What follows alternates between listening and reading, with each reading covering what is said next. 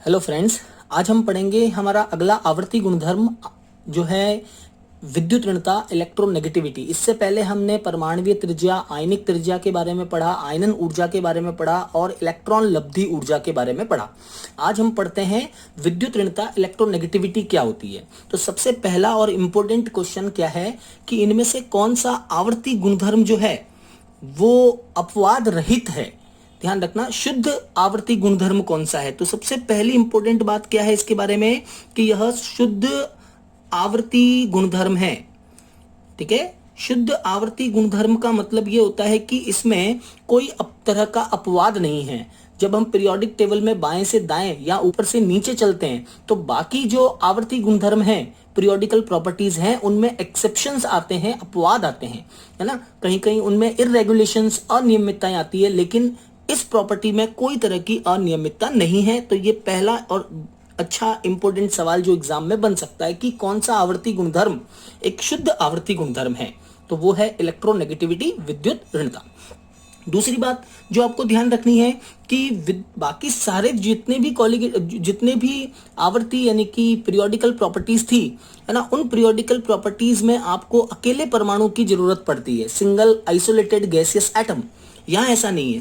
ये सबसे पहली बात तो ये जो है बंध में उपस्थित परमाणु का गुणधर्म है। ठीक है, परमाणु का गुणधर्म। तो ये अकेली नहीं होती है कभी भी। किसी भी परमाणु की विद्युत ऋणता एक अकेली विद्युत ऋणता नहीं है। ठीक है, जब वो परमाणु किसी सहसंयोजक बंध से बंधित होगा, ठीक है, कोवेलेंट बॉन्ड से बॉन्डेड होगा, तभी उसके अंदर विद्युत ऋणता नाम का शब्द जुड़ेगा, नहीं तो विद्युत ऋणता जीरो होगी। ध्यान रखना। ठीक है, तीसरी इंपॉर्टेंट बात जो आपको इसमें ध्यान रखनी है कि विद्युत ऋणता जो है ये एक सापेक्ष मान है। ये एक सापेक्ष मान है, इट इज रिलेटिव वैल्यू। सापेक्ष मान का मतलब ये है कि इसे ज्ञात नहीं किया जा सकता, केवल माना जाता है इसको कि इसकी विद्युत ऋणता इतनी होती है। ठीक है, सापेक्ष मान है। सबसे पहले विद्युत ऋणता जो है ये देने वाला साइंटिस्ट था पॉलिंग, और पॉलिंग ने बताया कि ये एक सापेक्ष मान है। पॉलिंग ने अपने मन से, है ना, सबसे ज्यादा विद्युत ऋणी तत्व ले लिया फ्लोरीन को, और फ्लोरीन की विद्युत ऋणता को कर दिया 4, सेट कर दिया कि फ्लोरीन की विद्युत ऋणता 4 होती है, और इस फ्लोरीन की विद्युत ऋणता के आधार पर अन्य तत्वों की विद्युत ऋणताओं को ज्ञात किया गया। तो ये भी इंपॉर्टेंट है कि इनमें से कौन सा सापेक्ष मान है। बाकी वाले सापेक्ष मान नहीं है। आयनन ऊर्जा आप ज्ञात कर सकते हो, इलेक्ट्रॉन लब्धि ऊर्जा आप ज्ञात कर सकते हो, लेकिन विद्युत ऋणता आप ज्ञात नहीं कर सकते। इसको केवल माना जाता है विथ रेस्पेक्ट फ्लोरीन। ठीक है, अब ये होती क्या है विद्युत ऋणता। तो देखें, विद्युत ऋणता का मतलब है जैसे मान लीजिए दो परमाणु है ए और बी, उनके बीच में एक बंध बना हुआ है, सहसंयोजक बंध। अपन जानते हैं कि सहसंयोजक बंध जो है उसमें 2 इलेक्ट्रॉन्स होते हैं एक बंध में। ठीक है, एक परमाणु देता है 1 इलेक्ट्रॉन, दूसरा अपना 1 इलेक्ट्रॉन।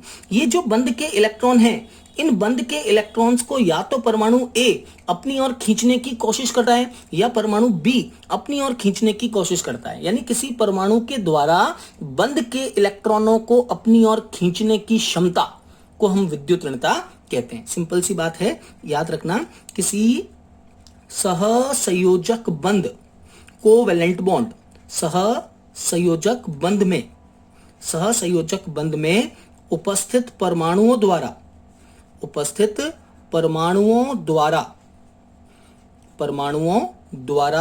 बंध के इलेक्ट्रॉन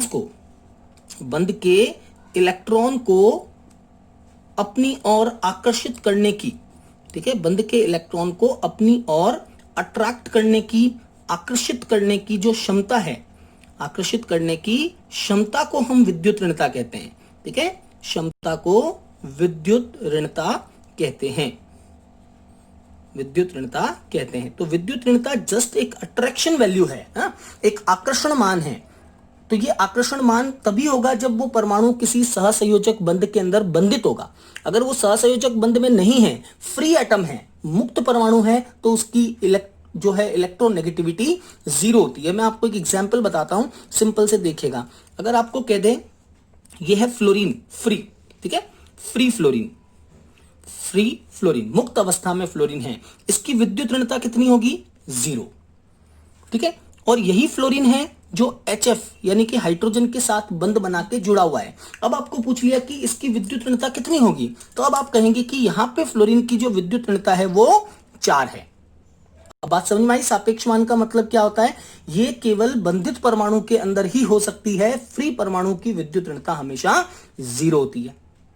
क्लियर? डेफिनेशन क्या है? सहसंयोजक बंध से बंधित, कोवेलेंट बॉन्ड से बॉन्डेड जो एटम्स हैं, उनको इलेक्ट्रॉन्स को अपनी ओर खींचने की पावर को, क्षमता को हम कहते हैं विद्युत ऋणता।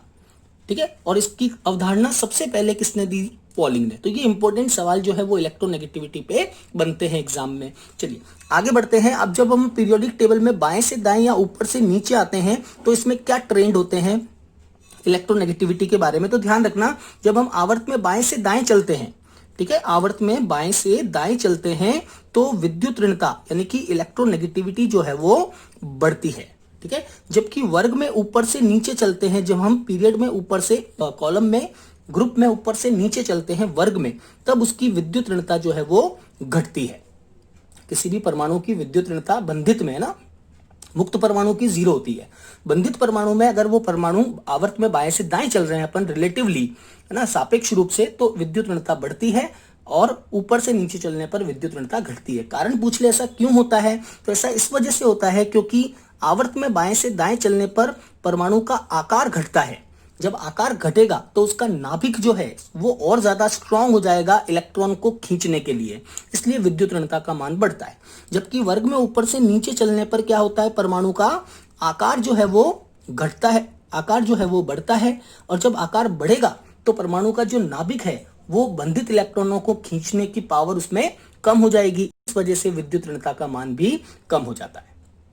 It is clear? तो पीरियोडिक ट्रेंड क्या हुआ इसका? सेम एज जो आयनन ऊर्जा का, जो इलेक्ट्रॉन लब्धि ऊर्जा का होता है, सेम वो विद्युत ऋणता का होता है। तीनों ही प्रॉपर्टी, तीनों ही गुणधर्म बाएं से दाएं चलने पर बढ़ते हैं, जबकि वर्ग में ऊपर से नीचे चलने पर तीनों प्रॉपर्टीज घटती है। क्लियर? चलिए और आगे बताते हैं। आपको कुछ चीजों की विद्युत ऋणता आपको याद रखनी है। मान लो आपसे पूछ ले उसमें फ्लोरीन ऑप्शन नहीं हो और दूसरे कोई 4 ऑप्शन और कह दे किसकी विद्युत ऋणता सबसे ज्यादा होगी अगर वो बंधित है तो, है ना। तो उसके लिए आपको एक शॉर्टकट तरीका बताता हूं, वैसे आप याद रखना। सबसे पहले ऊपर हाइड्रोजन के बाद नीचे लिथियम, लिथियम के बाद beryllium, boron, carbon, nitrogen, oxygen, fluorine और नियॉन। लिथियम के नीचे sodium, magnesium, aluminium, silicon, phosphorus, sulphur, chlorine और आर्गन। ठीक है? क्या ध्यान रखना है अपने को? विद्युत ऋणता में पहले वाले में 0.5 का गैप रखना है, 0.5 का गैप लगाते हुए चलिए, और दूसरे वाले में 0.3 का गैप लगाते हुए आप चलिए, आपको विद्युत ऋणता मिल जाएगी सबकी। जैसे मैं आपको बताऊं, फ्लोरीन से स्टार्ट करते हैं। तो फ्लोरीन की 4, 0.5 कम कर दीजिए तो ऑक्सीजन की 3.5, 0.5 कम कर दीजिए 3 नाइट्रोजन की, फिर 0.5 कम कर दीजिए 2.5, फिर 0.5 कम कर दीजिए तो बोरॉन की 2, बेरिलियम 1.5 और लिथियम की विद्युत ऋणता होती है 1.0। क्लियर? 0.5 का गैप डालना है अपने को। हाइड्रोजन की आप अलग से याद रखिए, इसकी विद्युत ऋणता 2.1 होती है। ठीक है? हाइड्रोजन की विद्युत ऋणता का मान 2.1। सबसे ज्यादा विद्युत ऋणता आवर्त सारणी में फ्लोरीन की होती है, हाईएस्ट इलेक्ट्रोनेगेटिव एलिमेंट होता है फ्लोरीन। दूसरी बात, जो अक्रिय गैसें हैं, इनर्ट गैसेस, अपन जानते हैं अक्रिय गैसें किसी के साथ कोई बंध नहीं बनाती है, यानी बॉन्ड फॉर्मेशन नहीं होता इनका। अगर ये बंध ही नहीं बनाएगी तो बंध के इलेक्ट्रॉन को खींचने का तो सवाल ही नहीं पैदा होता। अगर बंध ही नहीं बनाएगी तो इनकी इलेक्ट्रोनेगेटिविटी, विद्युत ऋणता का मान हमेशा 0 होता है। तो ये पॉइंट भी ध्यान रखना, इनमें से किसकी विद्युत ऋणता 0 होगी? अक्रिय गैसों की विद्युत ऋणता का मान 0 होता है। ठीक है? क्यों होता है? क्योंकि इनमें बंध निर्माण की क्षमता नहीं होती, इनका ऑक्टेट पूरा होता है, अष्टक पूरा होता है, ये स्थायी होती हैं। क्लियर? अब नीचे में देखें आप क्या करना है। नीचे वाले में आपको 0.3 का गैप देना है। पहले तो 0.1 का, 1 से 0.9, सोडियम की 0.9। अब आप 0.3 का गैप दीजिए। 0.3 का गैप मीन्स 1.2, 1.5, 1.8, 2.1, 2. अब सीधा 2.5, है ना। यहाँ 0.4 का गैप आ जाएगा कार्बन में। 2.5 के बाद में क्लोरीन, क्लोरीन की 3.5 और उसके बाद में आर्गन की 0। तो आपको सबसे क्रम पूछ लिया, अगर एग्जाम में ऑर्डर आ जाए कि इनमें से कौन सा विद्युत ऋणता का सही क्रम है, तो सही क्रम में सबसे ज्यादा विद्युत ऋणता किसकी होगी? फ्लोरीन की। उसके बाद में दूसरा सबसे ज्यादा विद्युत ऋणी तत्व कौन सा है? ऑक्सीजन। उसके बाद में तीसरा सबसे ज्यादा विद्युत ऋणी तत्व कौन सा है? नाइट्रोजन और क्लोरीन, N और Cl। यहाँ पर भी मैं आपका एक कंफ्यूजन बहुत स्टूडेंट के दिमाग में होता है, मैं वो भी क्लियर कर देता हूं कि नाइट्रोजन और क्लोरीन अगर दोनों मौजूद हों तो हम किसकी विद्युत ऋणता को स्ट्रॉन्ग मानेंगे या ज्यादा मानेंगे, दोनों में से, है ना। तो ध्यान रखना, नाइट्रोजन और अगर क्लोरीन दोनों मौजूद हों तो क्लोरीन जो है इसको हम प्रायोरिटी देते हैं, ठीक है, इसकी विद्युत ऋणता को ज्यादा माना जाता है, इसको प्रायोरिटी दी जाती है एज कंपेयर टू नाइट्रोजन। तो होती दोनों की थ्री है, लेकिन जब दोनों एक साथ मौजूद हो, जैसे मान लीजिए NCl है, मान लीजिए ये आ गया N और ये आ गया Cl, दोनों मौजूद है, N और Cl के बीच में बंद है, अब बंद के इलेक्ट्रॉन को कौन ले जाएगा, तो उस कंडीशन में हम क्लोरीन को ज्यादा प्रायोरिटी देते हैं एज कंपेयर टू नाइट्रोजन। तो क्लोरीन को ज्यादा प्रायोरिटी देने का मतलब बंद के इलेक्ट्रॉन क्लोरीन पे आएंगे, क्लोरीन पे माइनस चार्ज आएगा और नाइट्रोजन पे प्लस चार्ज आएगा। बात समझ में आ गई। तो ये नाइट्रोजन और क्लोरीन अगर दोनों आ जाए तो हमें किस तरह से डिसाइड करना है, तो ये विद्युत ऋणता का क्रम पूछ सकते हैं एग्जाम में, या कौन सा सबसे ज्यादा विद्युत ऋणी है, कौन सा सबसे कम विद्युत ऋणी, तो कम विद्युत ऋणी कौन सा है, अक्रिय गैसें। लेकिन अगर न्यूमेरिकल वैल्यू में आ जाए तो सबसे कम विद्युत ऋणी होगा सीजियम। आप देख सकते हो ऊपर से नीचे चलने पर विद्युत ऋणता घटती है ना, इलेक्ट्रोनेगेटिविटी कम होती है, तो सबसे कम विद्युत ऋणता किसकी होगी, सीजियम की विद्युत ऋणता सबसे कम होगी। अब इस विद्युत ऋणता का यूज क्या है ना पीरियोडिक टेबल में, इसका एप्लीकेशन पार्ट क्या है वो मैं आपको बताता हूं। अब देखिए, जब हम बाएं से दाएं चलते हैं तो विद्युत ऋणता जो है वो बढ़ती है, तो उसका एप्लीकेशन पार्ट क्या है, तो एप्लीकेशन पार्ट यानी कि उसका उपयोग यह है कि जब हम बाएं से दाएं चलते हैं तो विद्युत ऋणता बढ़ती है, और जब विद्युत ऋणता बढ़ती है तो ध्यान रखना धात्विक गुण जो है, मेटेलिक प्रॉपर्टी, धात्विक गुण जो है वो घटता है, ठीक है, मेटेलिक प्रॉपर्टी कम होती है और नॉन मेटेलिक प्रॉपर्टी अधात्विक गुणधर्म बढ़ता है। आप देख लीजिए आवर्त सारणी जो है पीरियोडिक टेबल में, जब हम राइट साइड की बात करते हैं तो उस तरफ सब आपको अधातु दिखेंगे, जबकि लेफ्ट साइड में आपको सब धातु तत्व दिखते हैं, क्योंकि आवर्त सारणी में बाएं से दाएं चलने पर विद्युत ऋणता के बढ़ने के साथ धात्विक गुण कम होता है, जबकि वर्ग में ऊपर से नीचे जब हम चलते हैं तब विद्युत ऋणता घटती है, और जब विद्युत ऋणता घटती है तब धात्विक गुण का मान बढ़ता है और ज्यादा प्रॉपर्टीज जो है वो, ज्यादा तत्व जो है वो धातु गुणधर्म वाले ज्यादा होते हैं। तो धात्विक गुणधर्म जो है वो बढ़ता है ऊपर से नीचे चलने पर, और दाएं से बाएं चलने पर, बाएं से दाएं चलने पर धात्विक गुण घटता है, ठीक है। ये एक विद्युत ऋणता का अनुप्रयोग है, उपयोग है।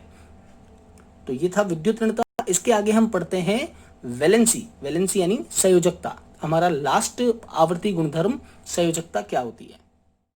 तो देखते हैं संयोजकता क्या होती है और संयोजकता का आवर्त में बाएं से दाएं और ऊपर से नीचे क्या वेरिएशंस होते हैं। संयोजकता का एक सिंपल सा मतलब होता है कि किसी भी परमाणु की जो बाइंडिंग पावर है, यानी परमाणु द्वारा सहसंयोजक बंध बनाने की क्षमता, सहसंयोजक कोवेलेंट सहसंयोजक बंध बनाने की क्षमता, the power of atom to form the covalent bond, क्षमता को हम कहते हैं उसकी संयोजकता, कि वो कितने बंध बना सकता है, वो उसकी संयोजकता कहलाती है, ठीक है। How many bonds a atom can form is called its valency, इसको हम उसकी संयोजकता कहते हैं। सिंपल सी बात है, संयोजकता जो प्रॉपर्टी है, आप इसको ऐसे भी कह सकते हैं कि संयोजकता का मतलब होता है आउटर मोस्ट शेल में इलेक्ट्रॉन्स या वैलेंस इलेक्ट्रॉन्स की संख्या। परमाणु कितने बंध बनाएगा, तो हम ये भी कह सकते हैं कि किसी भी परमाणु के बाह्यतम कोश में, किसी भी परमाणु के बाह्यतम कोश में उपस्थित इलेक्ट्रॉन की संख्या, उपस्थित इलेक्ट्रॉन की संख्या, ठीक है, क्योंकि जितने इलेक्ट्रॉन उसके बाह्यतम कोश में होंगे, आउटर मोस्ट शेल में होंगे, वो उतने ही बंध बनाएगा, और उतने ही बंध बनाएगा तो उसकी संयोजकता भी उतनी ही होगी। तो बाह्यतम कोश में उपस्थित, आउटर मोस्ट शेल में उपस्थित इलेक्ट्रॉन्स की संख्या को हम संयोजकता कह सकते हैं, या फिर हम यूं भी कह सकते हैं कि इनमें से कौन सा जो है प्रॉपर्टी इलेक्ट्रॉनिक कॉन्फ़िगरेशन पे बेस्ड है, तो अपन यूं भी कह सकते हैं कि यह इलेक्ट्रॉनीय विन्यास पर आधारित है, इलेक्ट्रॉनीय विन्यास, इलेक्ट्रॉनिक कॉन्फ़िगरेशन विन्यास पर आधारित है, ठीक है। It is based on electronic configuration, जो इलेक्ट्रॉनिक कॉन्फ़िगरेशन होगा उसका बाह्यतम कोश का, उस इलेक्ट्रॉनिक कॉन्फ़िगरेशन के अकॉर्डिंगली उसकी वैलेंसी यानी कि संयोजकता होती है। अब आपको मैं बताता हूं संयोजकता हम कैसे ज्ञात कर सकते हैं, ठीक है। तो ध्यान रखना कि एक मैं आपको ये डेफिनेशन भी बताऊं, क्योंकि एग्जाम में काफी बार पूछ लेते हैं विच स्टेटमेंट इज ट्रू, तो उसके लिए आपको ये ध्यान रखना है कि कोई भी परमाणु कितने हाइड्रोजन से जुड़ेगा, क्योंकि हाइड्रोजन एक संयोजी परमाणु है, तो एक संयोजी होने का मतलब एक इलेक्ट्रॉन से बंध बनाएगा परमाणु। तो अपन यूं कह सकते हैं कि कोई परमाणु जो है, परमाणु द्वारा या परमाणु से जुड़े हाइड्रोजन की संख्या, ठीक है, क्योंकि हाइड्रोजन एक संयोजी है, हाइड्रोजन परमाणुओं की संख्या। और अगर आप ऑक्सीजन के रेस्पेक्ट में बात करते हो, ठीक है, ऑक्सीजन द्विसंयोजी होता है, डबल बॉन्ड बनाता है, तो या तो ये कह दो कि परमाणु से जुड़े हाइड्रोजन परमाणुओं की संख्या, या आप कह सकते हो ऑक्सीजन परमाणुओं की संख्या का आधा, क्योंकि ऑक्सीजन डाइवेलेंट होता है, द्विसंयोजी होता है, तो ऑक्सीजन परमाणुओं की संख्या का आधा भी क्या होता है, उसकी संयोजकता होती है। परमाणुओं की संख्या का आधा संयोजकता कहलाती है, ठीक है, संयोजकता होती है। तो संयोजकता हाइड्रोजन के रेस्पेक्ट में कितनी होगी, हाइड्रोजन के रेस्पेक्ट में होगी जितने हाइड्रोजन के परमाणु हैं। ऑक्सीजन के रेस्पेक्ट में कितनी होगी, जितने ऑक्सीजन के परमाणु हैं उसका आधा, क्योंकि ऑक्सीजन डाइवेलेंट होता है, ठीक है। आवर्त सारणी में पीरियोडिक ट्रेंड क्या है इसका, तो ध्यान रखना कि आवर्त सारणी में जब हम बाएं से दाएं चलते हैं, ठीक है, तो संयोजकता जो है वो पहले तो 1 से 4 तक क्या होती है, बढ़ती है। 1 to 4 तक, 1 से 4 तक बढ़ती है, और उसके बाद संयोजकता क्या होती है, 4 के बाद यानी कि 5 से लगा के 8 तक संयोजकता क्या होती है, घटती है। तो पीरियोडिक टेबल में बाएं से दाएं चलने पर संयोजकता पहले बढ़ेगी 1 to 4, उसके बाद में 4 to 1 या 4 to 0, लास्ट में अक्रिय गैसों की संयोजकता 0 होती है, तो 0 तक जाएगी, ठीक है। ये किसके रेस्पेक्ट में मैंने बताया है, ये बताया है हाइड्रोजन के रेस्पेक्ट में, कि हाइड्रोजन अगर परमाणु हो तो संयोजकता 1 से 4 तक बढ़ती है और 4 के बाद घटती है।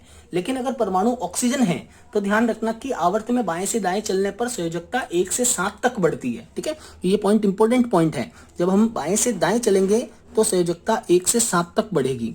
किसके रेस्पेक्ट में, 1 to 7 बढ़ती है, 1 से 7 तक बढ़ती है। किसके रेस्पेक्ट में बढ़ती है, ये है ऑक्सीजन के रेस्पेक्ट में, ठीक है, इन विथ रेस्पेक्ट ऑक्सीजन 1 से 7 बढ़ेगी, हाइड्रोजन के रेस्पेक्ट में 1 से 4 बढ़ेगी, फिर घटेगी। क्लियर। अब संयोजकता किस परमाणु की या किस तत्व की संयोजकता क्या होती है, तो उसके लिए आप कुछ पॉइंट ध्यान रखना। सबसे पहली बात, point number 1 for S block, अगर आपका तत्व एस ब्लॉक का है तो एस ब्लॉक के तत्व की संयोजकता कितनी होगी, जितने उसके आउटर मोस्ट इलेक्ट्रॉन है, ठीक है। वैलेंसी संयोजकता जो उसकी है, valency is equal to outermost electrons, outermost electron, जितने आउटर मोस्ट इलेक्ट्रॉन है एस ब्लॉक में वो उसकी संयोजकता होती है। और एस ब्लॉक में 2 ही हो सकते हैं, या तो NS1 या NS2, यानी कि संयोजकता या तो 1 होगी या 2 होगी, क्योंकि ये आते हैं फर्स्ट में, फर्स्ट ए और सेकंड ए। फर्स्ट ए का इलेक्ट्रॉनीय विन्यास NS1 होता है और सेकंड ए का होता है NS2। तो इसके बाह्यतम कोश में 1 इलेक्ट्रॉन है, इसका मतलब इसकी संयोजकता 1 होगी। क्षारीय धातुओं की और क्षारीय मृदा धातुओं की संयोजकता 2 होगी, क्योंकि इनके बाह्यतम कोश में 2 इलेक्ट्रॉन होते हैं। क्लियर। अब बात करते हैं पी ब्लॉक की वैलेंसी क्या होगी। पी ब्लॉक की वैलेंसी के लिए आपको ध्यान रखना है कि इनकी जो वैलेंसी है, वैलेंसी वो इक्वल होती है जो इनके आउटर मोस्ट इलेक्ट्रॉन है -8, आउटर मोस्ट इलेक्ट्रॉन -8, ठीक है। आउटर मोस्ट इलेक्ट्रॉन में से 8 को माइनस कर दो तो जो नंबर आएगा वो इनकी वैलेंसी होती है, ठीक है। जितने भी आउटर मोस्ट इलेक्ट्रॉन है -8 कर दीजिए, या sometimes it is equal to outermost electrons, जो भी आउटर मोस्ट इलेक्ट्रॉन है उसके बराबर। क्लियर। जैसे मैं बात करता हूं, अपन बात करते हैं जैसे क्लोरीन है, ठीक है। तो क्लोरीन का आउटर मोस्ट कॉन्फ़िगरेशन या बाह्यतम कोश में जो इलेक्ट्रॉन होते हैं वो होते हैं 287, है ना। और 7 यानी कि बाह्यतम कोश में 7 इलेक्ट्रॉन है, तो हम कह सकते हैं 7 - 8 इज इक्वल टू 1, तो इसकी वैलेंसी 1 होती है। अब ध्यान रखना, वैलेंसी कभी भी जो है माइनस या प्लस में नहीं होती है, वैलेंसी हम उसको 1 ही कहेंगे। माइनस या प्लस में होता है oxidation number, valency is 1 to 1। Clear. Valency कभी भी प्लस में या माइनस में शो नहीं करते हैं, ऑक्सीडेशन नंबर को प्लस में या माइनस में शो करते हैं। क्लियर। आगे बात करते हैं। तो पी ब्लॉक के एलिमेंट्स के अंदर वैलेंसी होती है आउटर मोस्ट इलेक्ट्रॉन्स -8 और sometimes it equal to outermost electron. तो मैं दोनों ही लिख देता हूं, आउटर मोस्ट इलेक्ट्रॉन -8 और valency is equal to outermost electrons. अब आपको कब कौन सा यूज करना है उसके लिए देखिए, आपको एक सिंपल सा जो है तरीका ध्यान रखना है कि ये आउटर मोस्ट इलेक्ट्रॉन के बराबर कब होगी या आउटर मोस्ट इलेक्ट्रॉन से -8 कब होगी। तो जब ध्यान रखना नंबर ऑफ वैलेंस इलेक्ट्रॉन्स जो हैं वो इक्वल टू या लेस देन 4 हो, ठीक है। लेस देन और इक्वल टू 4 हो, उस कंडीशन में तो वैलेंसी किसके बराबर होगी? उस कंडीशन में वैलेंसी बराबर होगी उसके बाह्यतम कोश के इलेक्ट्रॉन आउटर मोस्ट इलेक्ट्रॉन के बराबर होगी। आउटर मोस्ट इलेक्ट्रॉन बाह्यतम कोश के इलेक्ट्रॉन के बराबर होगी, ठीक है। लेकिन जब वैलेंस इलेक्ट्रॉन का नंबर ग्रेटर देन 4 हो, 4 से ज्यादा हो, तब उसकी वैलेंसी हमको क्या लेनी है? तब उसकी वैलेंसी इक्वल होगी उसके outer most electron -8, outer most electron -8। तब हम उसकी वैलेंसी में आउटर मोस्ट इलेक्ट्रॉन -8 करते हैं, ठीक है। जैसे मैं बात करता हूं बोरॉन से लगा के, ठीक है, बोरॉन से, तो ये है बेरिलियम की बात, boron, carbon, nitrogen, oxygen, fluorine और नियॉन। क्लियर? अब बेरिलियम, बोरॉन, बोरॉन का आउटर मोस्ट कॉन्फ़िगरेशन जो है, बोरॉन का आउटर मोस्ट कॉन्फ़िगरेशन होता है 2 1 ना, 2 and 2 1 1s2, सॉरी, बोरॉन का इलेक्ट्रॉनिक कॉन्फ़िगरेशन होता है 2 and 3, ठीक है, 5। उसके बाद में कार्बन 2 4, उसके बाद में नाइट्रोजन 2 5, उसके बाद में ऑक्सीजन 2 6, फिर फ्लोरीन 2 7 और 2 8 नियॉन, है ना। तो आउटर मोस्ट कॉन्फ़िगरेशन ये मैंने लिखा है KLMN की टर्म्स में। जैसे बोरॉन में 5 इलेक्ट्रॉन है, तो पहला जो कोश है उसमें 2 इलेक्ट्रॉन होते हैं और बाकी K में 2 और L के अंदर जो है बाकी वाले इलेक्ट्रॉन L में है 3। इस तरह से ये इसका इलेक्ट्रॉनिक कॉन्फ़िगरेशन हो गया। आप चाहे तो 1s2 2s2 2p1 वाला इलेक्ट्रॉनिक कॉन्फ़िगरेशन भी यूज कर सकते हैं, ठीक है। अब इसमें देखिए आपकी बाह्यतम कोश में, है ना, बोरॉन में 3 इलेक्ट्रॉन है और 3 इलेक्ट्रॉन जो है वो 4 से कम है, लेस देन 4 या इक्वल टू 4 हो तो वैलेंसी आउटर मोस्ट के बराबर होती है। तो ये इससे कम है तो इसकी वैलेंसी क्या होगी? 3। जैसे कार्बन है तो कार्बन में इक्वल टू 4 है, 4 के बराबर है, तो वैलेंसी किसके बराबर होगी? आउटर मोस्ट इलेक्ट्रॉन 4 के बराबर। नाइट्रोजन में 5 है, इसका मतलब outer most electron is greater than 4, 4 से ज्यादा है तो वैलेंसी क्या होगी? आउटर मोस्ट -8, यानी कि 5 - 8 3। ऑक्सीजन के लिए 2, फ्लोरीन के लिए 1 और नियॉन के लिए 0। तो एक और बात ध्यान रखना, अक्रिय गैसें जो होती है उनकी वैलेंसी यानी संयोजकता 0 होती है। आप यूं समझ लीजिए अक्रिय गैसें किसी के साथ कोई बंध नहीं बनाती है और अगर बंध नहीं बनाएगी तो उसकी संयोजकता 0 होगी, वैलेंसी 0 होगी, ठीक है। बात करते हैं डी ब्लॉक में। अब आपको क्या ध्यान रखना है डी और एफ ब्लॉक के अंदर? तो एक सिंपल लाइन है, वैलेंसी टॉपिक कंप्लीट करते हैं हम। लास्ट लाइन आपको ये याद रखनी है कि जो डी ब्लॉक के एलिमेंट्स होते हैं, डी ब्लॉक, ठीक है, डी ब्लॉक एलिमेंट्स, इनके अंदर वेरिएबल परिवर्तनशील ऑक्सीकरण अवस्था होती है। वेरिएबल ऑक्सीकरण अवस्था इसलिए होती है क्योंकि इनके अंदर रिक्त डी कक्षक होते हैं, वेकेंट डी ऑर्बिटल। तो यहां ध्यान रखना कि अगर डी ब्लॉक का कोई भी तत्व है तो उसकी संयोजकता फिक्स नहीं होती है, उसे हम बोलते हैं परिवर्तनशील संयोजकता, वेरिएबल वैलेंसी परिवर्तनशील संयोजकता, ठीक है। वेरिएबल वैलेंसी क्यों होती है? क्योंकि इनमें रिक्त डी कक्षक होता है जिसकी वजह से ये अपनी संयोजकता का विस्तार कर सकते हैं वेकेंट डी ऑर्बिटल्स की वजह से। तो डी में आपको संयोजकता याद नहीं रखनी है, डायरेक्टली ऑक्सीकरण अंक याद रखते हैं। जैसे आयरन है Fe, तो +2 भी बनाता है, +3 भी बनाता है, तो ऑक्सीकरण अंक +2 भी हो सकता है और +3 भी हो सकता है। क्लियर? और लास्ट बात आपको ध्यान रखनी है कि एफ ब्लॉक के लिए संयोजकता कैसे डिसाइड करेंगे? तो एक ही ध्यान रखनी है बात कि एफ ब्लॉक जो एलिमेंट्स होते हैं उनकी संयोजकता फिक्स होती है और वो है 3, ठीक है। एफ ब्लॉक एलिमेंट की मेन संयोजकता 3 होती है। ये भी एल्यूमिनियम के समान या जो है बोरोन की तरह ये भी 3 वैलेंसी रखते हैं। ज्यादातर इनके अणु जो है वो 3 संयोजकताओं से ही ज्यादातर इनके अणु बने होते हैं।